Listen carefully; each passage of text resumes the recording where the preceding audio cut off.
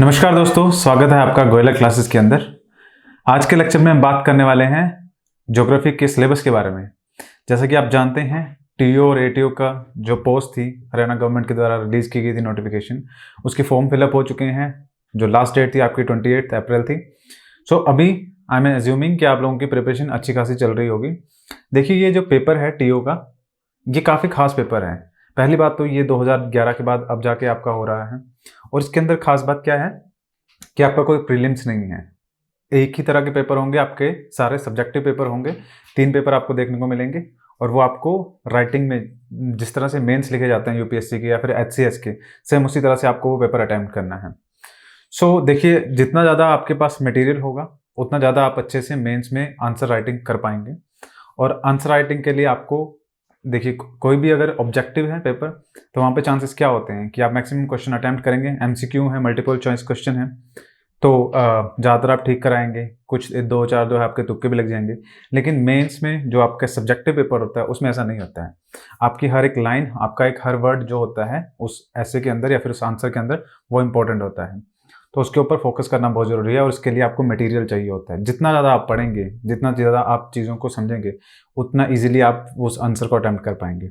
तो कोई भी सब्जेक्ट पढ़ने से पहले हमारे लिए क्या ज़रूरी होता है जानना।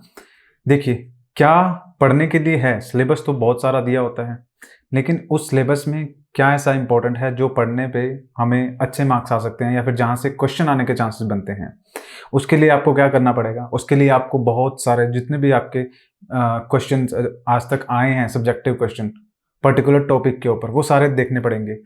अब इस आज के टाइम पे मुझे नहीं लगता कि आपका जो पेपर आ रहा है उससे पहले आपके पास इतना वक्त है कि आप हर सब्जेक्ट के, हर टॉपिक के क्वेश्चंस देखिए कि कहाँ से कितने क्वेश्चन आ रहे हैं और क्या फ्रिक्वेंसी है। बट उसके लिए आपको परेशान होने की ज़रूरत नहीं है, क्योंकि हम गोयला क्लासेस की तरफ से आप लोगों के लिए जितने भी सब्जेक्ट्स आपके हैं, चाहे वो हिस्ट्री, पॉलिटी, ज्योग्राफी, इकॉनमी, जितने भी सब्जेक्ट हैं, उनके जो जो टॉपिक बनते हैं सब्जेक्ट्स के अंदर से, और जो इंपॉर्टेंट टॉपिक है वहाँ से हम खुद आपके लिए क्वेश्चंस लेके आएंगे। और उन क्वेश्चन आंसर की जो क्वेश्चंस होंगे उनके आंसर राइटिंग प्रैक्टिस आपको करवाएंगे, बिल्कुल उसी तरह से जिस तरह से आपको एग्जाम के अंदर लिखना है टीओ और एटीओ के। कुछ सारे आपके कुछ अच्छी इंपॉर्टेंट चीज़ें होती हैं जो आपको एक आंसर राइटिंग जब आप लिखते हो मेंस की, तो उसके अंदर आपको ध्यान रखनी पड़ती हैं। उसके लिए जल्दी मैं अपनी नेक्स्ट वीडियो लेके आऊँगा। उसमें आपके जो ज्योग्राफी की बुक्स होंगी, कौन कौन सी बुक आपको स्टडी करनी है और पर्टिकुलर कौन से टॉपिक पे फोकस करना है, that is the important thing. सारा कुछ पढ़ने की ज़रूरत नहीं है। ज्योग्राफी तो बहुत वास्ट सब्जेक्ट है। अगर आप उसे पढ़ने बैठोगे तो मुझे नहीं लगता है कि आप 5-6 महीने से पहले एक सिलेबस की एक पूरी रीडिंग कर पाओगे। तो सिलेबस बहुत सारा है, आपको सभी चीज़ों पे फोकस करने की ज़रूरत नहीं है। आपको सिर्फ वो टॉपिक उठाने हैं जो हम आपको बताएंगे, और हम आपको वो टॉपिक बताएंगे जहाँ से क्वेश्चन आने के चांसेस सबसे ज़्यादा बनते हैं, ताकि आपकी प्रिपरेशन भी थोड़ी सी आसान हो सके। आप ज़्यादा फोकस फालतू के जो चीज़ें हैं उनमें पढ़ने में ना लगाएं, जो इंपॉर्टेंट है उन पर फोकस कर पाएँ। तो आज की जो वीडियो लेक्चर रहने वाला है उसमें सबसे पहले हम ज्योग्राफी का सिलेबस डिस्कस करेंगे कि एक्चुअली में आपका सिलेबस है क्या। ज्योग्राफी, जैसा कि मैंने बताया, बहुत वास्ट सब्जेक्ट है। अभी जब हम सिलेबस डिस्कस करेंगे तो आपको ऑलरेडी रियलाइज हो जाएगा, लेक्चर के बीच में आपको रियलाइज हो ही जाएगा कि कितना बड़ा सिलेबस है ज्योग्राफी का। और लगभग इसके अंदर हमने सभी चीज़ें जो है इंक्लूड कर ली है। ज्योग्राफी एक आपका ऐसा सब्जेक्ट है जिसके अंदर आपको चीज़ों को रटने की या फिर याद करने की ज़रूरत नहीं पड़ती है। ये प्रैक्टिकल सब्जेक्ट है, आपको प्रैक्टिकली इसको अप्लाई करके देखना है माइंड में, अपने पिक्चर्स के थ्रू, इमेजेस के थ्रू, मैप्स के थ्रू। तो अगर आप उस सिलेबस को अच्छी तरह से समझ पाएंगे, और इसी के अंदर हम आपको ये भी बताएंगे कि इंपॉर्टेंट क्या बनेगा, तो उन सब चीज़ों पे फोकस कर पाएंगे, तो बड़ी आसानी से आपका जो टीओ और एटीओ का पेपर है उसमें आप जो क्वेश्चंस हैं उनको टारगेट कर पाओगे, इजीली आंसर राइटिंग कर पाओगे। चलिए सिलेबस डिस्कशन की बात करते हैं। देखिए, सबसे पहले बात की जाए तो जो ज्योग्राफी है उसके अंदर 2 तरह का सिलेबस होता है। एक आपका जो सिलेबस होता है वो इंडियन ज्योग्राफी से रिलेटेड है, और दूसरा आपका वर्ल्ड ज्योग्राफी से रिलेटेड है। इंडियन ज्योग्राफी और वर्ल्ड ज्योग्राफी में क्या डिफरेंस है? देखिए अगर मैं बात करूं, जो वर्ल्ड ज्योग्राफी है उसके अंदर आपके डिफरेंट जितने भी कंट्रीज हैं, कॉन्टिनेंट्स हैं, जितने भी ज्योग्राफिकल फिनोमिनाज है, उन सभी के बारे में डिस्कशन होती है। एग्जाम्पल के तौर पे अगर हम बात करें, नॉर्थ अमेरिका एक कॉन्टिनेंट है आपका, उस कॉन्टिनेंट के अंदर जो बड़े बड़े माउंटेन्स हैं हम उनके बारे में डिस्कस करते हैं। वहाँ पर अगर कोई डेजर्ट है हम उसके बारे में डिस्कस करेंगे, जो रिवर्स हैं उनके बारे में डिस्कस करेंगे। क्यों डिस्कस करेंगे? क्योंकि अगर हम जब भी बात करते हैं तो हम सबसे पहले क्या कहते हैं कि हम अपने जब भी एड्रेस बताते हैं तो हम उसमें अपनी सिटी बताते हैं, फिर अपना डिस्ट्रिक्ट बताते हैं, फिर स्टेट बताते हैं, उसके बाद हम कंट्री पे आते हैं। तो कंट्री हमारा एक लास्ट पॉइंट होता है जिसको हम अपने एड्रेस के अंदर मेंशन करते हैं। बट ये जो ज्योग्राफिकल फिनोमिना है या फिर ज्योग्राफी जो सब्जेक्ट है उसके अंदर जो आपके फिनोमिना जाकर होते हैं, जैसे कि बारिश की मैं बात करूं तो बारिश जो हो रही है, अगर मॉनसून विंड्स इंडिया के अंदर बारिश कर रही हैं तो क्या वो ओरिजिन भी इंडिया के अंदर ही हो रही है? बिल्कुल नहीं हो रही है, वो इंडियन ओशन में ओरिजिन हो रही है। अगर एक फिनोमिना की बात की जाए, एक वेस्टर्न डिस्टर्बेंसेस करके एक फिनोमिना होता है, जैसे कि आप अभी देख पा रहे होंगे कि सर्दियों के अंदर बारिश देखने को मिलती है, मार्च के अंदर आपको बारिश देखने को मिली, वो सब बारिश कैसे हो रही है? वो सब बारिश जो है वेस्टर्न डिस्टर्बेंसेस की वजह से हो रही है। वेस्टर्न डिस्टर्बेंस का मतलब क्या है? जो आपका यूरोप है, कॉन्टिनेंट है, यूरोप कॉन्टिनेंट, वहां से विंड्स आ रही हैं और उसकी वजह से बारिश क्या है, भारत में हो रही है। तो आपको नहीं लगता कि अगर हमें भारत को जानना है तो उसको अच्छी तरह से जानने के लिए हमें आसपास का जितना भी हिस्सा है या फिर अर्थ के ऊपर जो भी फिनोमिना अक्कर हो रहे हैं, जो भी चीजें चल रही हैं, हमें उसके बारे में भी जानना जरूरी है। तो इसलिए हमें क्या होता है, वर्ल्ड ज्योग्राफी के अंदर अर्थ के जो दूसरे कंट्रीज है, कॉन्टिनेंट्स हैं, उनके बारे में जानना बहुत जरूरी होता है। चाहे वो रिवर हो, क्लाइमेट हो, माउंटेन्स हो, हर चीज के बारे में जानना जरूरी होता है। वही जो चीजें हैं जो आपने कंसेप्ट वर्ल्ड ज्योग्राफी के अंदर सीखी हैं, उन्हीं कंसेप्ट को आप इंडियन ज्योग्राफी में अप्लाई करते हो। सो वर्ल्ड ज्योग्राफी मतलब पूरे वर्ल्ड के बारे में जो चीज़ें हैं वो स्टडी करते हैं। और दूसरी हमारी कौन सी हो जाती है? ये हमारी इंडियन ज्योग्राफी हो जाती है। इंडियन ज्योग्राफी हम क्यों स्टडी कर रहे हैं? वर्ल्ड का तो हमने बता दिया कि क्यों स्टडी करना जरूरी है, इंडियन ज्योग्राफी स्टडी करना क्यों जरूरी है। देखिए, और सिर्फ इंडिया ही क्यों, हमने यहाँ पे चाइना क्यों नहीं लिख दिया, हमने यहाँ पर दूसरी कोई कंट्री बांग्लादेश क्यों नहीं लिख दिया? इसलिए क्योंकि हम पैदा इंडिया के अंदर हुए हैं। अगर एग्जाम्पल के तौर पे अगर हम मतलब आप मैं जो है किसी दूसरी कंट्री में पैदा हुए होते, चाइना में, बांग्लादेश में, म्यांमार में, रशिया में, अमेरिका में, तो हम वहाँ की ज्योग्राफी डिस्कस कर रहे होते हैं। उन लोगों के स्कूल करिकुलम के अंदर क्या देखने को मिलता है? जैसे अमेरिकन कोई स्टूडेंट है तो वो अमेरिकन ज्योग्राफी पढ़ रहा है और साथ में वर्ल्ड ज्योग्राफी पढ़ रहा है। हम इंडिया के अंदर पैदा हुए, हम इंडियन ज्योग्राफी पढ़ रहे हैं और साथ में वर्ल्ड ज्योग्राफी पढ़ रहे हैं। तो इस तरह से जो ज्योग्राफी सब्जेक्ट है वो दो पार्ट्स में डिवाइड हो जाता है, एक आपका वर्ल्ड ज्योग्राफी हो जाएगा और दूसरा आपका इंडियन ज्योग्राफी हो जाएगा। सो यही दोनों चीजें आपकी जो ज्योग्राफी का सिलेबस है, जहां से क्वेश्चंस आते हैं, उन दोनों के अंदर आती हैं। तो अगर सिलेबस को थोड़ा सा डिटेल में बात करें, देखिए इंडियन ज्योग्राफी के अंदर टॉपिक्स क्या क्या आएंगे। इंडियन ज्योग्राफी के बारे में हम थोड़ा सा ज़्यादा स्ट्रेस देंगे क्योंकि आपका टीओ और एटीओ के पेपर में या फिर एचसीएस के पेपर के अंदर आपके इंडियन ज्योग्राफी से रिलेटेड क्वेश्चन ज़्यादा आने के चांसेस बनते हैं। देखिए, अगर इंडियन ज्योग्राफी की मैं बात करूं तो उसमें क्या क्या टॉपिक्स बन रहे हैं। सबसे पहले बेसिक सी चीज़ की अगर हम बात करें, बेसिक्स ऑफ इंडिया के बारे में बात करेंगे। किसी भी जगह के बारे में जब हम इंडियन ज्योग्राफी पढ़ना स्टार्ट करते हैं तो हम सबसे पहले यही बात करते हैं कि जो इंडिया है, भारत एक्चुअली में कहाँ पर लोकेट करता है, वो है कहाँ पर, उसके आसपास समुद्र है, क्या वो एक आइलैंड है, क्या वो एक कॉन्टिनेंट है पूरा, या उसके आसपास कोई दूसरा देश है कि नहीं है, अगर है तो कौन कौन से देश हैं, क्या वो ट्रॉपिकल एरिया में लाई करता है, क्या वो इक्वेटोरियल एरिया में लाई करता है, या फिर वो पोलर एरिया में लाई करता है, एवरेज टेम्परेचर कितना रहता है भारत के अंदर, क्या यहाँ पर गर्मियों में बारिश होती है या सर्दियों में बारिश होती है, स्नोफॉल कहाँ कहाँ पर होती है, ये सब चीज़ें क्या हैं, इंडिया के अंदर हैं।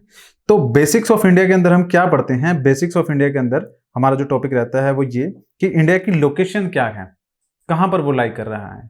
उसके बाद अगर मैं बात करूँ तो दूसरा है आपका फिजिकल फीचर्स। फिजिकल फीचर्स मतलब माउंटेन कहाँ पर देखने को मिल रहा है, क्या भारत के अंदर पहाड़ है तो कहाँ कहाँ पर है, क्या यहाँ पर रेगिस्तान भी है, अगर है तो वो कहाँ पर है, वो सारे आपके फिजिकल फीचर्स के अंदर आ जाता है।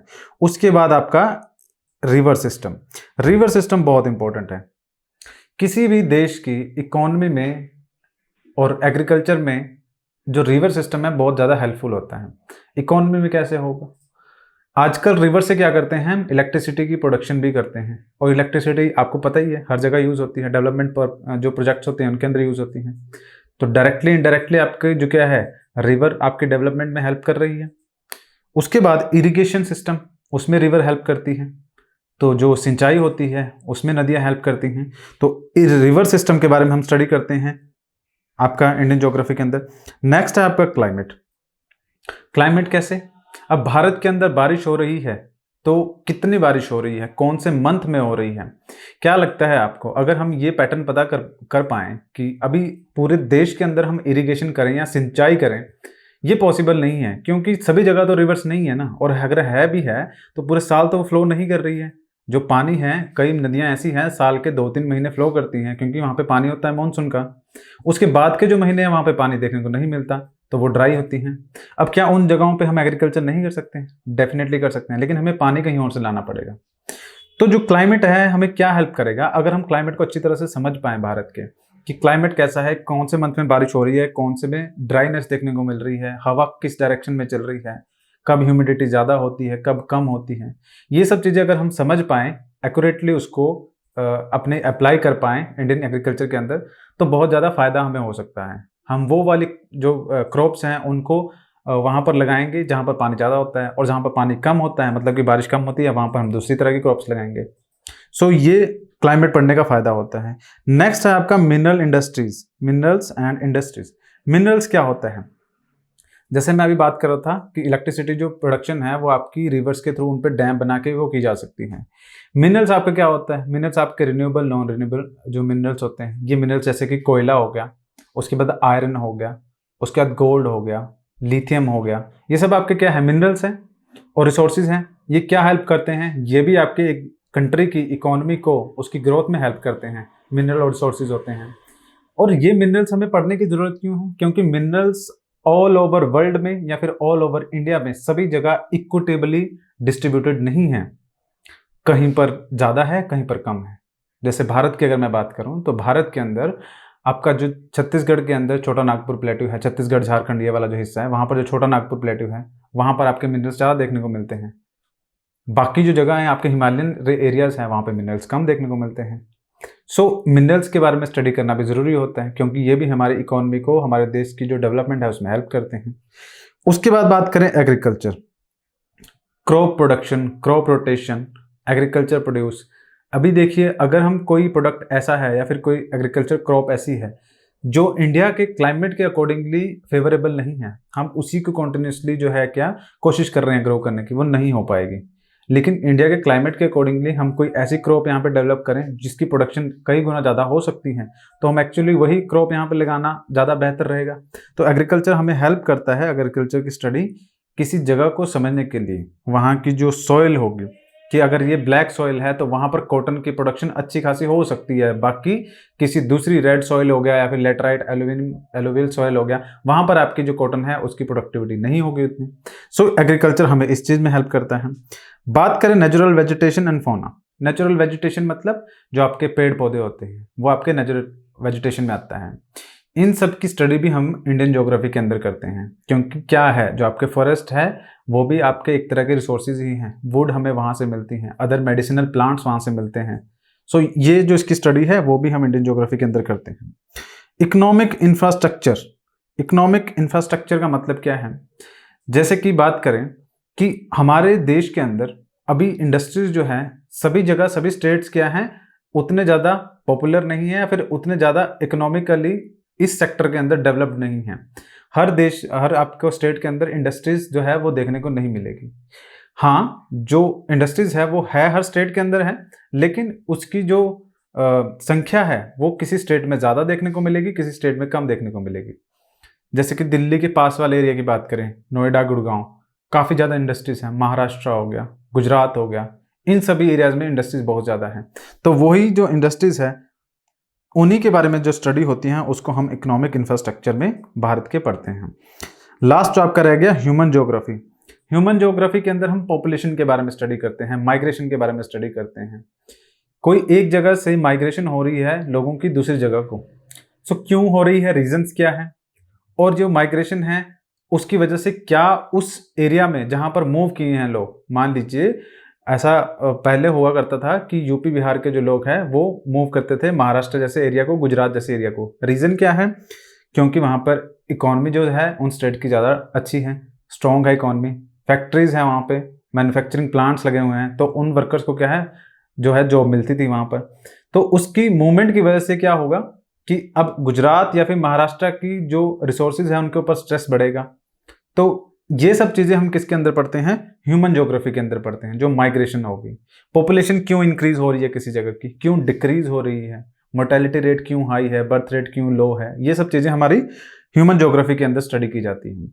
तो ये जो सारा हो गया, ये आपका सारा कंप्लीट इंडियन ज्योग्राफी का पार्ट है। इंडियन ज्योग्राफी और वर्ल्ड ज्योग्राफी के अंदर ज्यादातर चीजें थोड़ी अलग है टॉपिक्स, लेकिन हाँ कुछ टॉपिक आपको सेम भी देखने को मिलेंगे। जैसे कि आपने ह्यूमन ज्योग्राफी इंडियन ज्योग्राफी में यहाँ पे देखा, सेम चीज आपको यहाँ पर भी देखने को मिलेगी वर्ल्ड ज्योग्राफी के अंदर ह्यूमन ज्योग्राफी। अब वहां पर और इंडियन ज्योग्राफी में डिफरेंस क्या हो गया? ह्यूमन ज्योग्राफी जो वर्ल्ड वाली है उसमें हमने एरिया बड़ा कर लिया, हम वर्ल्ड के बारे में स्टडी कर रहे हैं, not about only India but पूरे वर्ल्ड के बारे में स्टडी कर रहे हैं।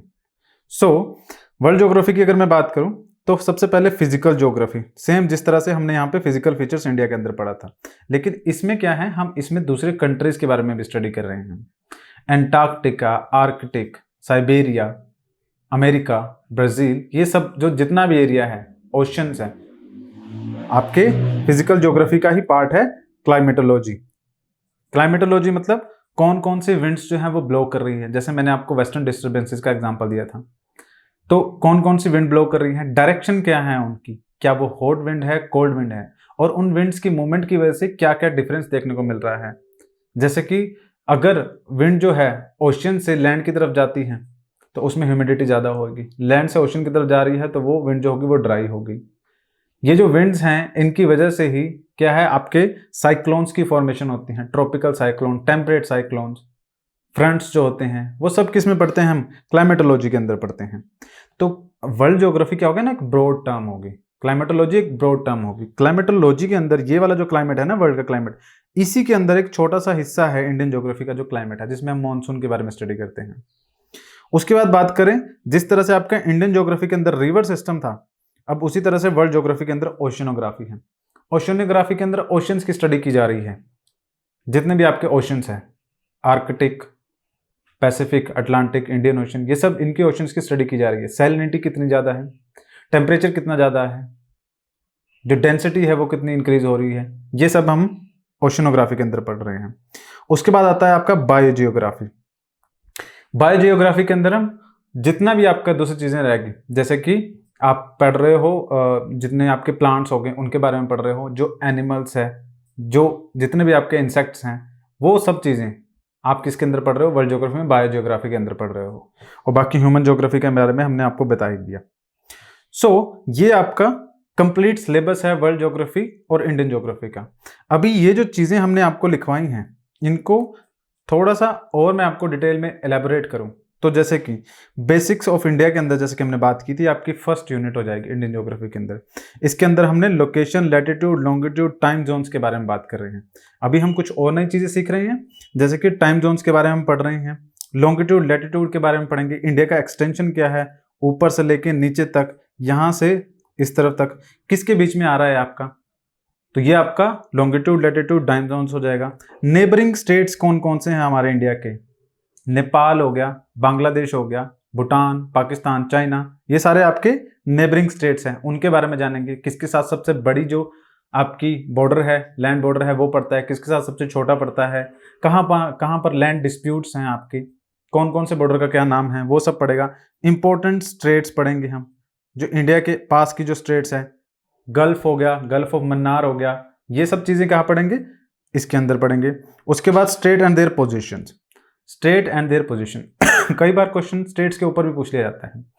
जैसे कि अभी एक क्वेश्चन आने के चांसेस बनते हैं, पॉपुलेशन जो इंडिया की है वो एक्सीड कर गई है चाइना से ऊपर, तो सबसे ज़्यादा पॉपुलेशन हो गया, वर्ल्ड की मोस्ट पॉपुलस कंट्री हो गया इंडिया, तो इंडिया के अंदर ही सबसे ज़्यादा पॉपुलेशन कौन से स्टेट की है, उसके ऊपर क्वेश्चन पूछा जा सकता है। और फैक्टर्स के बारे में पूछा जा सकता है कि क्या फैक्टर्स है जो कि कॉन्ट्रीब्यूट करते हैं maximum population of particular state, जो भी होगा उसके ऊपर पूछेंगे।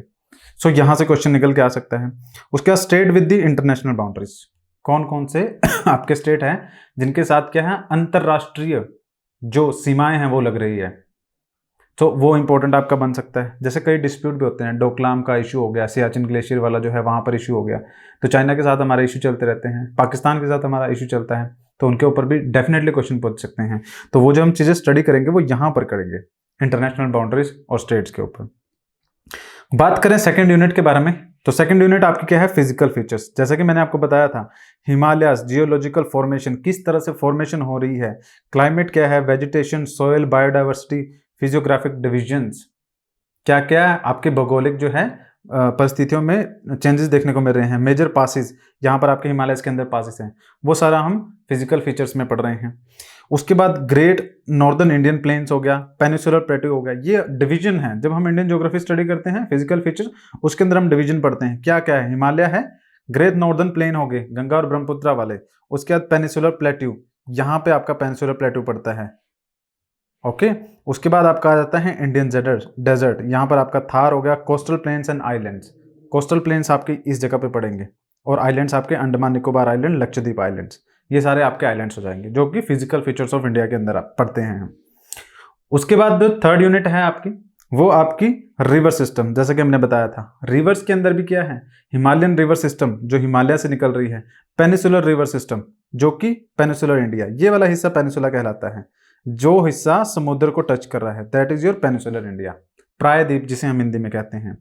उसके बाद रिवर बेसिन, कौन सी रिवर बेसिन सबसे बड़ी है, रिवर बेसिन मतलब एक ऐसा एरिया, ज्योग्राफिकल एरिया, जहां का सारा पानी क्या है, एक रिवर में आके इकट्ठा होता है, सो वो आपके रिवर बेसिन कहलाती है। रीजनल डेवलपमेंट एंड प्लानिंग बहुत ज़्यादा इंपॉर्टेंट है, ये रिवर के साथ रिलेटेड है, क्योंकि किसी भी एरिया की, जैसे कि मैंने आपको बताया था स्टार्टिंग में, कि रीजनल जो डेवलपमेंट है, कंट्री डेवलपमेंट है, वो वाटर के साथ रिलेटेड है, रिवर के साथ रिलेटेड है, सो वो इंपॉर्टेंट पढ़ना जरूरी है। हाइड्रो पावर प्रोजेक्ट्स, ये काफ़ी इंपॉर्टेंट टॉपिक है, हाइड्रो पावर प्रोजेक्ट के ऊपर क्वेश्चन पूछे जाते हैं, जैसे कि बात करें भाखड़ा नंगल डैम के ऊपर पूछ लेंगे, उसकी जो इकोनॉमिक सिग्निफिकेंस है वो पूछ लेंगे, किस तरह से उसका स्ट्रक्चर जो है वो आसपास के जो स्टेट्स हैं उनमें डेवलपमेंट में हेल्प कर रहा है, ये सब चीज़ें आपकी यहाँ से हो जाएगा। West flowing and east flowing rivers, India का जो ये पेनिसुला है, इसमें कुछ नदियाँ इस डायरेक्शन में बहती है, कुछ इस डायरेक्शन में बहती हैं, तो west flowing and east flowing rivers कौन कौन सी है, क्या क्या उनके स्पेशल कैरेक्टरिस्टिक्स हैं, ये आपका बताएगा। उसके बाद interlinking of the reverse, reverse जो है उनको इंटरलिंक भी किया जाता है, किस तरह से, जैसे कि बात करें यमुना की, बात करें यमुना से कैनाल जो है वो निकाली जाएगी, और उस कैनाल के थ्रू क्या है, आसपास जो दिल्ली है और हरियाणा के जो स्टेट्स के डिस्ट्रिक्ट है वहां पर इरिगेशन फैसिलिटी दी जाएगी। सतलुज यमुना कैनाल, जो सतलुज है उसको यमुना के साथ जो है कनेक्ट किया गया है कैनाल्स के थ्रू, तो ये सब क्या है, हम इंटरलिंकिंग रिवर्स के अंदर पढ़ेंगे। बात करें आपकी फोर्थ यूनिट के बारे में, तो यहाँ पर आपका क्लाइमेट हो गया, जिसमें हम मॉनसून पढ़ रहे हैं। बेसिकली इंडिया का क्लाइमेट जो है, जब हम उससे स्टडी करते हैं तो मेजर जो एक चीज़ पढ़ते हैं वो मॉनसून पढ़ते हैं, क्या है उसका ड्राइविंग मैकेनिज्म, किस तरह से वो मॉनसून आती हैं। अभी तक हम, अगर एक्चुअली आपको बताया जाए तो ज्योग्राफी में हम अभी तक समझ नहीं पाए हैं कि मॉनसून का जो एक्चुअल जो रीज़न है वो क्या है। हमारे पास 3-4 फैक्टर्स है, 3-4 रीजन्स है जो हम एज्यूम करते हैं कि हाँ ये हो सकता है, ये हो सकता है, ये हो सकता है, बट हम पर्टिकुलरली कोई एक वजह बता पाएँ ऐसा अभी तक नहीं हुआ है, और ऐसा ज़रूरी भी नहीं है कि एक ही वजह हो, 3-4 चीज़ें, 3-4 रीज़न हो सकते हैं जिनकी वजह से मानसून क्या है, कभी वीक होगी, कभी स्ट्रॉन्ग होगी। एल निनो एंड ला निना, जब भी हम मानसून पढ़ते हैं उसके साथ हम एल निनो और ला निना ज़रूर पढ़ते हैं। ये फिनोमेना आपका जो है डायरेक्टली इंडिया और इंडिया के आसपास तो नहीं अकर हो रहा है, ये आपका पैसिफिक के अंदर अकर हो रहा है, लेकिन इसकी वजह से इंडिया के अंदर मॉनसून में बहुत बड़ा चेंज आपको देखने को मिलता है। तो हम मॉनसून के साथ एल नीना और ला नीना पढ़ते हैं। उसके बाद सीजन्स की बात करें, कौन कौन से आपके सीजन है, समर, विंटर, स्प्रिंग, और ये सारे सीजन्स जो हैं वो हम पढ़ते हैं। साइक्लोन्स, हमने वर्ल्ड ज्योग्राफी में बात की थी ना क्लाइमेटोलॉजी की, तो उसके अंदर बताया था कि ट्रॉपिकल साइक्लोन, टेम्परेट साइक्लोन। अब इंडिया ट्रॉपिकल एरिया में पड़ता है, यहाँ से आपके ट्रॉपिक ऑफ कैंसर गुजर रही है, तो यहाँ पर इस वाले हिस्से में बे ऑफ बंगाल और अरेबियन सी में यहाँ पर आपको ट्रॉपिकल साइक्लोन जो है वो देखने को मिलेंगे। सो उनकी वजह से बहुत काफ़ी ज़्यादा लेवल पे बारिश देखने को मिलती है कोस्टल एरियाज में। सो ये हम क्लाइमेट के अंदर पढ़ेंगे यूनिट के अंदर। जो मिनरल्स की हमने बात की, मिनरल डिस्ट्रीब्यूशन, जैसे मैंने बताया था आपको, इंडस्ट्रियल पॉलिसीज एंड लोकेशन, कहाँ कहाँ पर ये है इंडस्ट्रीज है, उनकी लोकेशन क्या है और डिस्ट्रीब्यूशन क्या है मिनरल्स की, यूनिट 5। यूनिट 6 की अगर बात करेंगे एग्रीकल्चर के ऊपर है। जैसा कि मैंने आपको बताया था, land utilization, type of the agriculture practices, कौन कौन सी एग्रीकल्चर प्रैक्टिसेस आपकी की जाती हैं। लोकल आपके ट्राइबल लोग होते हैं, अलग अलग तरह की एग्रीकल्चर प्रैक्टिसेस करते हैं। ग्रीन रेवोल्यूशन, उसमें क्या क्या आपको देखने को चेंजेस देखने को मिले थे। सॉइल एंड क्रॉप्स, कि मिट्टी कैसी है किसी जगह की, और क्रॉप्स कौन कौन सी लगाई जा सकती है। इरिगेशन, सिंचाई की सुविधा। लैंड रिफॉर्म्स, किस तरह से आपके आफ्टर इंडिपेंडेंस लैंड रिफॉर्म्स देखने को मिले हैं, वो सारा पढ़ रहे हैं। एनिमल हस्बेंड्री, जो पशुपालन है उसके ऊपर आपका ये जो 6 यूनिट होगी उसमें होगा। तो जैसे कि यहाँ पर आप देख सकते हैं गवर्नमेंट स्कीम्स हैं, गवर्नमेंट स्कीम्स भी जो होती है वो हेल्प करती है एग्रीकल्चर के अंदर प्रोडक्टिविटी को इंक्रीज करने को, किसानों को, पीजेंट्स को। सो वो हम एग्रीकल्चर जो यूनिट 6 है उसके अंदर सारा स्टडी करते हैं। बात करें नेक्स्ट यूनिट की, तो 7th जो यूनिट है आपकी उसके अंदर नेचुरल वेजिटेशन, कहाँ पर आपको ट्रॉपिकल हिमालयन फॉरेस्ट देखने को मिलेंगे, हिमालय वेजिटेशन कहाँ पर ट्रॉपिकल होंगे, कहाँ पर सब ट्रॉपिकल होंगे, कहाँ पर डिसीडियस फॉरेस्ट होंगे, ये सब आपका क्लासिफिकेशन और नेचुरल वेजिटेशन के अंदर पढ़ेंगे। Rainfall distribution in India, rainfall directly influence करती है वेजिटेशन को, सो वो पढ़ेंगे। Biosphere reserve national parks, very important, यहाँ से क्वेश्चन पूछे जाते हैं। रेड लिस्टेड स्पीसीज, जो आपकी स्पीसीज है, कुछ थ्रेटेंड है, कुछ वल्नरेबल है, उनके बारे में स्टडी हम यूनिट 7 के अंदर पढ़ेंगे। उसके बाद यूनिट 8 जो आपकी है economic infrastructure, transportation, highways, inland waterways, power and energy sector, conventional and non conventional sources of energy, ये सारा हम इकोनॉमिक इंफ्रास्ट्रक्चर के अंदर पढ़ते हैं। उसके बाद एनर्जी कंजर्वेशन, ये आपका यूनिट 8 के अंदर आ जाएगा। नेक्स्ट यूनिट की बात करें तो आपकी जो 9th यूनिट है इसमें आपकी ह्यूमन ज्योग्राफी, ह्यूमन ज्योग्राफी के अंदर डेमोग्राफिक्स कि कहाँ पर पॉपुलेशन ज़्यादा है। जैसे कि यहाँ पर मैप पे देखेंगे, ये जो कलर है मैप के अंदर, मैंने बताया होगा शायद आपको पहले भी कि जो कलर है वो रिप्रेजेंट करता है। जैसे कि यहाँ पर बात करें, यहाँ पर जो डार्क कलर है, डार्क रेड कलर है, ये रिप्रेजेंट कर रहा है किसी भी स्टेट की जो पॉपुलेशन है 150 से लेकर 200 मिलियन के आसपास। सो यहाँ पर आप देखेंगे। उसके बाद जैसे जैसे लाइट कलर होगा वहाँ पे पॉपुलेशन कम होगी। उसके बाद सेंसस के बारे में, सेंसस आपकी अभी तो देखने को मिलेंगे तो 2011 की ही सेंसस है, बट होप सो 2023 के अंदर भी सेंसस आपकी हो जाएगी। तो न्यू डाटा आपको आने वाले एग्जाम्स में देखने को मिलेगा। तो इससे पहले कि न्यू डाटा आए, आपका एग्जाम हो जाए, तो आप 2011 के डाटा पे ही उस पर डिपेंडेंट रह सकते हो। खैर, ये था आपका पूरा इंडियन ज्योग्राफी का सिलेबस। हमने टोटल आपका देख लिया 9 यूनिट के अंदर पूरे इंडियन ज्योग्राफी को डिवाइड किया है और इसमें आपका लगभग सारा इंडियन ज्योग्राफी का हिस्सा आ गया। इससे बाहर कुछ नहीं आएगा, बट आपको ये सारा नहीं पढ़ना है। ये सिलेबस डिस्कशन सिर्फ इसलिए है ताकि अगर आपके पास वक्त बचता है तो आप कुछ एक्स्ट्रा चीज़ अगर पढ़ना चाहो तो पढ़ सको, कम से कम आपको सिलेबस पता हो। बट यहाँ पर हम आपको बताएंगे कि इस सिलेबस के अंदर आपको कहाँ कहाँ फोकस करना है। ये देखने में 9 यूनिट है और मैंने आपको एक वीडियो लेक्चर के अंदर बता भी दिया कि 9 यूनिट्स हैं, बट अगर आप इसको पढ़ने जाएंगे तो एक एक यूनिट के अंदर आपको टॉपिक्स मिलेंगे, टॉपिक के सब टॉपिक्स मिलेंगे और उनके ऊपर बहुत ज़्यादा टाइम लगता है। तो आपको टाइम वेस्ट नहीं करना है, आप हमारे साथ जुड़े रहिए। हम आपको टाइम टू टाइम जो जो इंपॉर्टेंट टॉपिक्स हैं उनके साथ क्वेश्चन करवाते रहेंगे। बट हमें आपकी सपोर्ट चाहिए, तो वो हमें नज़र आएगी तो हम जो क्या है अपना काम अच्छी तरह से और कर पाएंगे। उसके बाद बात करें वर्ल्ड ज्योग्राफी के बारे में, जिस तरह से इंडियन ज्योग्राफी था सेम उसी तरह से वर्ल्ड ज्योग्राफी है। वर्ल्ड ज्योग्राफी के अंदर हम जब फिजिकल फैक्टर्स पढ़ते हैं तो हम उसे जियोमॉर्फोलॉजी कहते हैं।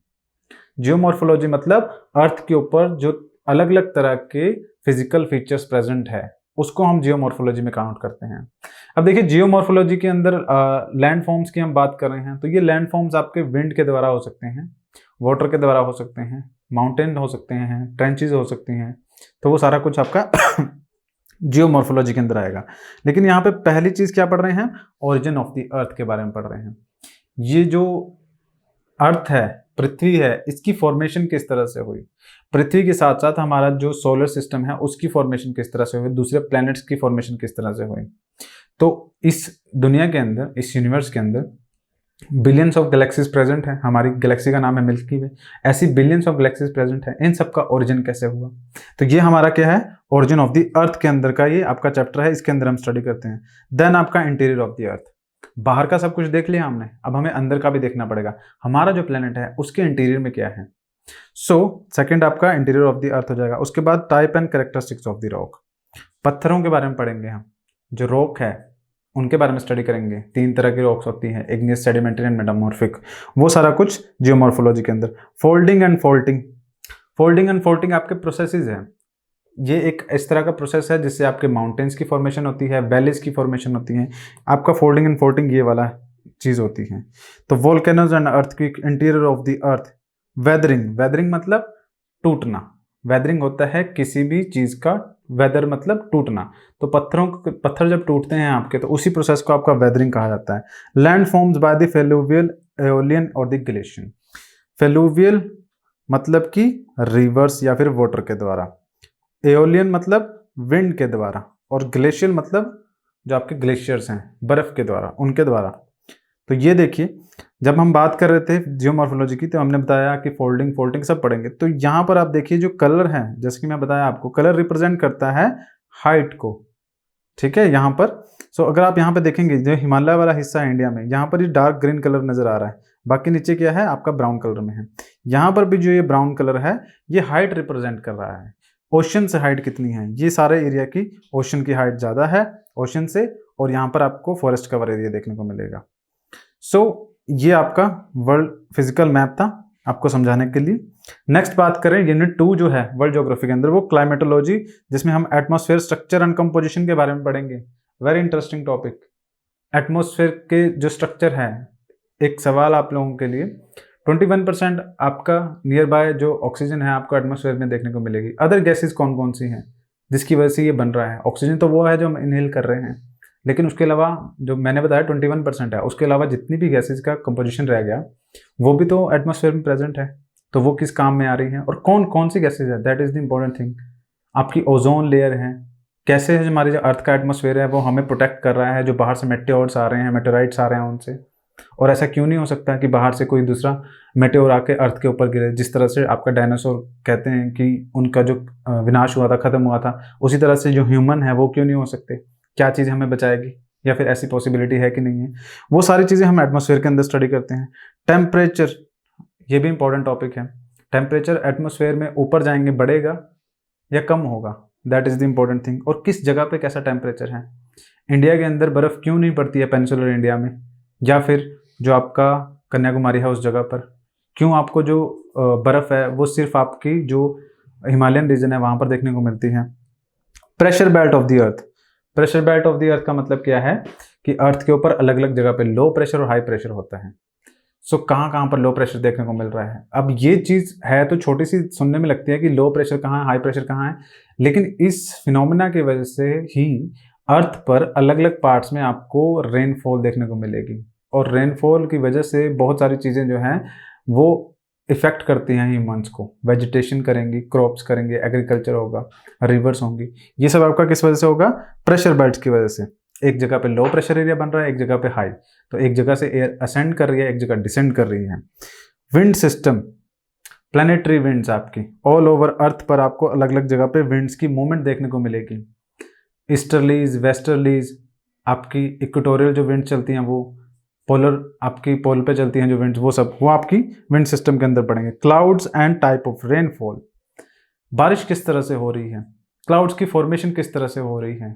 ये बारिश जो होती है उस टाइम पे आपके जो बादल होते हैं आप देखते होंगे, तो उनके जो कलर हैं उनको देखकर भी आप आइडेंटिफाई कर सकते हो कि बारिश होगी कि नहीं। कई बार ऐसा होता है आसमान पूरा बादलों से घिरा हुआ होता है लेकिन फिर भी बारिश नहीं होती। कई बार छोटा सा ही एक बादल होता है लेकिन वो भी बारिश करके चला जाता है। वो क्लाउड्स फॉर्मेशन किस तरह से हो रही है, और रेनफॉल के टाइप कौन कौन से हैं, किस किस तरह के कन्वेक्शनल रेनफॉल्स हैं, ओरोग्राफिक रेनफॉल है, ये टाइप्स है आपके रेनफॉल के जो हम इसके अंदर पढ़ेंगे। Cyclonic and anti cyclone, cyclones क्या क्या होते हैं? साइक्लोन आपने देखे होंगे, वर्ल्ड ज्योग्राफी के अंदर हम साइक्लोन को पढ़ते हैं। जैसे मैंने बताया था आपको ट्रॉपिकल टेम्परेट साइक्लोन। अब वो तो साइक्लोन के दो टाइप थे, ट्रॉपिकल टेम्परेट। अभी साइक्लोन भी दो, साइक्लोन और एक एंटी साइक्लोन, ये भी दो तरह के फिनोमेने हैं। एक साइक्लोन है जिसमें सेंटर में आपका लो प्रेशर होता है, एक एंटी साइक्लोन जिसमें आपका सेंटर में हाई प्रेशर एरिया होता है। तो ये भी हम वर्ल्ड ज्योग्राफी के क्लाइमेटोलॉजी के अंदर पढ़ते हैं। Major climatic types, climatic types आपके डिस्कशन किए जाते हैं। जैसे कि कॉपन ने क्लासिफिकेशन दी थी क्लाइमेटिक टाइप की कि कौन कौन से एरियाज में कौन कौन सी तरह के क्लाइमेट आपको देखने को मिलेंगे। ये देखिए इमेज के अंदर ये जो रिप्रेजेंट किया जा रहा है यहाँ पर ब्लैक और ग्रे जो आपकी लाइन्स है, ये आपके विंड पैटर्न है। इस तरह से विंड की मूवमेंट देखने को मिलती है, एक जगह पे इकट्ठी हो रही है। यहाँ पर देखिए इस तरह से विंड इकट्ठी हो रही है, और ये अगर आप देखेंगे तो पूरी अर्थ को इन्होंने कवर कर रखा है, तो पूरी अर्थ पे विंड की मूवमेंट चल रही है। जब हम आपको इंडियन ज्योग्राफी के बारे में बता रहे थे तो मैंने आपको बताया था कि एल नीनो ला नीना यहाँ का कंसेप्ट है पैसिफिक ओशन का, बट ये जो ला नीना और एल नीनो है ये इंडियन ओशन के अंदर जो मानसून है उसको इफेक्ट करता है। डिस्टेंस अगर आप यहाँ से देखेंगे तो भी बहुत ज़्यादा पड़ेगा, अगर पूरा घूम के आएंगे यहाँ से तब भी ज़्यादा पड़ेगा, लेकिन इफेक्ट ज़रूर देखने को मिलता है। और कमाल का ये टॉपिक है, बहुत ही इंटरेस्टिंग इसकी एक्सप्लेनेशन आपको देखने को मिलेगी जब आप जान पाएंगे कि एक्चुअली मानसून किस तरह से आ रही है, ये बारिश का एक्चुअली में प्रोसेस क्या है। जैसे कि आप जानते हैं भारत के अंदर wettest place of the world है, दुनिया का सबसे ज़्यादा, जहाँ पर सबसे ज़्यादा बारिश देखने को मिलती है। भारत में ही क्यों है, किसी और जगह क्यों नहीं है, और जहाँ पर है वहाँ पर क्यों है, वहाँ की रीज़न क्या है, वो सारा कुछ आपका क्लाइमेटोलॉजी के अंदर पार्ट है। नेक्स्ट बात करें ओशियनोग्राफी, जैसे कि हमने बताया था ओशन रिलीफ। ओशन रिलीफ के अंदर क्या होता है, एक बड़ा ओशन है, जिस तरह से आपको कॉन्टिनेंट्स के ऊपर माउंटेन्स देखने को मिल रहे हैं, वैलीज देखने को मिल रही हैं, उसी तरह से ओशन के अंदर भी माउंटेन्स भी होते हैं, वैलीज भी होती हैं, ट्रेंचेस भी होते हैं, प्लेन एरिया भी होता है, काफ़ी चीज़ें आपको ओशंस के अंदर देखने को मिलती हैं, तो वो ओशन रिलीफ में आ जाता है। टेम्परेचर एंड सैलिनिटी, टेम्परेचर ज़्यादा है कम है, सैलिनिटी मतलब उस पानी के अंदर जो नमक की मात्रा है वो कितनी ज़्यादा है, कहाँ पर ज़्यादा है, कहाँ पर कम है। Ocean deposits, ocean deposit important है। ओशन जो रिलीफ है इसके अंदर हम पढ़ते हैं ओशन बेसिन के बारे में। मान लीजिए आपका ओशन का बिल्कुल लोएस्ट पॉइंट है, ये बिल्कुल ओशन प्लेन वाला हिस्सा है। अब इस प्लेन के नीचे क्या है ना, काफ़ी तरह के रिजर्व्स होते हैं, जैसे कि नेचुरल गैस का हो सकता है, आपका जो ऑयल होता है क्रूड ऑयल, उसके रिजर्व भी देखने को मिल सकते हैं, वो हम ओशन डिपॉजिट के अंदर पढ़ते हैं। ओशन करंट्स, जब ओशन वाटर एक जगह से दूसरी जगह को मूव करना स्टार्ट करता है, जिसका एक प्रॉपर टेम्परेचर हो, जब वो मूवमेंट होती है तो उसी को हम ओशन करंट्स कहते हैं। एल नीना एंड ला नीना, ये कंसेप्ट आपका इंडियन मॉनसून के साथ रिलेट करता है, तो हम इसको वर्ल्ड ज्योग्राफी में भी पढ़ते हैं और इंडियन ज्योग्राफी में भी पढ़ते हैं। वेव्स एंड टाइड्स, जो आपकी तरंगे उठती हैं समुद्र के अंदर, वो आपकी सारी वेव्स एंड टाइड्स होती हैं। ये देखिए, ये जो यहाँ पर रेड कलर से रिप्रेजेंट किया जा रहा है, ये टेम्परेचर है। ओके, तो यहाँ पर टेम्परेचर आपको ट्रॉपिकल एरिया में देखने को मिलेगा, ऑलमोस्ट यहाँ पे सेम ही होगा। इससे ऊपर जैसे ही आप जाएंगे तो टेम्परेचर थोड़ा कम होगा, और इससे और ऊपर जब जाना स्टार्ट करेंगे ऊपर की तरफ को दोनों हेमिस्फेयर में, तो वहाँ पर टेम्परेचर और भी कम होगा। तो टेम्परेचर की वेरिएशन की वजह से विंड्स भी इन्फ्लुएंस होती है और ओशन वाटर भी इन्फ्लुएंस होता है, दोनों की मूवमेंट देखने को मिलती है। नेक्स्ट बात करें, जो फोर्थ यूनिट है बायोजियोग्राफी, सोइल के ओरिजिन एंड टाइप के बारे में पढ़ रहे हैं, बायोम्स ऑफ द वर्ल्ड पढ़ रहे हैं। जैसे हम इंडिया के अंदर पढ़ रहे थे नेचुरल जो पार्क थे, उसके बाद आपकी वाइल्ड लाइफ सेंचुरी, वो सब चीज़ें आपको वर्ल्ड के अंदर भी पढ़नी पड़ेगी। इकोसिस्टम एंड फूड चेन, हमारा जो इकोसिस्टम है, हम फूड चेन है, उसके अंदर सबसे टॉप पर कौन बैठा है, सबसे नीचे कौन बैठा है, फूड चेन में कौन कौन आ रहे हैं, किस तरह से ये सारा प्रोसेस चल रहा है, वो आप पढ़ेंगे। Environmental degradation and conservation, very important topic. Environmental degradation and conservation, इसके ऊपर बहुत क्वेश्चन पूछे जाते हैं, चाहे वो स्टेट पीसीएस हो चाहे वो यूपीएससी हो, तो वेरी इंपॉर्टेंट टॉपिक। नेक्स्ट अगर बात करें ह्यूमन ज्योग्राफी, जिस तरह से इंडिया के अंदर भी पढ़ रहे थे human geography, same world geography के अंदर man and environment, man and environment relation पूछा जाता है, रिलेशनशिप, ग्रोथ हो गया, development of the human geography, determinism and possibilism, क्या क्या आपकी जो पॉसिबिलिटीज़ हैं आने वाले टाइम में हो सकती हैं, किस किस तरह से आपकी जो डेवलपमेंट है ह्यूमंस की हुई है, क्या रिलेशन है मैन का इन्वायरमेंट के साथ, पॉपुलेशन, ट्राइब, माइग्रेशन, ट्राइब्स के ऊपर हमेशा यूपीएससी प्रीलिम्स में क्वेश्चन पूछा जाता है, और मेंस के अंदर भी आने के चांसेस बहुत बनते हैं इसके। Economic activities, agriculture, manufacturing, industry, tertiary activities, ये आपका इकोनॉमिक ज्योग्राफी के अंदर आ जाता है पार्ट। सो नेक्स्ट आपका settlement, urbanization, functionals, classification of the towns, million cities, mega cities, ये हम क्लासिफिकेशन करते हैं। जैसे कि इस इमेज में देखिएगा, यहाँ पे कुछ बड़ी बड़ी मेगा सिटीज हैं उनके बारे में जिक्र किया गया है। वैंकूवर हो गया, कराची हो गया, दिल्ली हो गया, कोलंबो, कुआलालंपुर, ये सब इंपॉर्टेंट सिटीज़ हैं वर्ल्ड की, हम इनके बारे में स्टडी करेंगे यहाँ पर। जो लास्ट है आपका, ये वर्ल्ड ज्योग्राफी का वो वाला हिस्सा है जिसके अंदर हम एक्स्ट्रा जो चीज़ें रह गई हैं, जो अभी तक हमारी इतने यूनिट्स के अंदर नहीं आई है, 5 यूनिट में वर्ल्ड ज्योग्राफी के, उसके अलावा जो चीज़ें रह गई है, जैसे मेजर नेचुरल रीजन जो वर्ल्ड के हैं, जो हम इंडियन ज्योग्राफी में तो पढ़ते ही हैं, वर्ल्ड के अंदर जो है regional geography of the developed countries, 2 parts में हम अर्थ को डिवाइड करते हैं, कंट्रीज को डिवाइड करते हैं। एक आपकी डेवलपिंग कंट्रीज जो कि ग्रीन कलर से रिप्रेजेंट की गई है, और एक आपकी डेवलप्ड कंट्रीज जो आपकी ये पिंक कलर से रिप्रेजेंट की गई है, ये सारी आपकी डेवलप्ड कंट्रीज हैं, जिनके बारे में स्टडी करते हैं। Regional geography of the developing countries, regional geography of the south Asia. South Asia important है क्योंकि साउथ एशिया जो है, अभी इंडिया का जो मेजर फोकस है वो साउथ एशिया के ऊपर है। इंडिया के आपके जो एक्सटर्नल अफेयर मिनिस्टर हैं एस जयशंकर जी, उनके द्वारा कई बार स्टेटमेंट दी गई है यूरोप को लेके, वेस्टर्न कंट्रीज को लेके।